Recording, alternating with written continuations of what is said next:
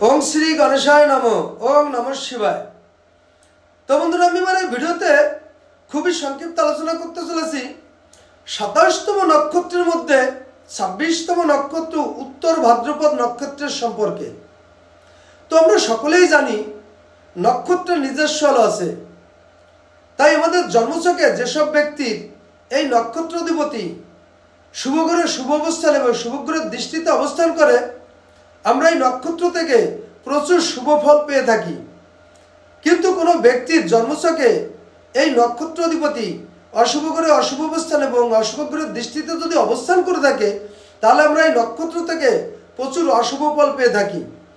তো আমরা এই উত্তর ভাদ্রপদ নক্ষত্র থেকে আমাদের মানব জীবনে কি শুভ অশুভ ফল পেয়ে থাকি সেই সম্পর্কে আমি আমার এই ভিডিওতে খুবই সংক্ষিপ্ত আলোচনা করতে চলেছি। तो उत्तर भाद्रपद नक्षत्रे जन्मजात व्यक्ति एरा साधारणत प्रचुर धनी मानी एवं सुखी व्यक्ति हुए थाके। এই उत्तर भाद्रपद नक्षत्रे जात व्यक्ति एरा साधारणत पंडित एवं धार्मिक एवं धर्मात्मयुक्त हुए थाके।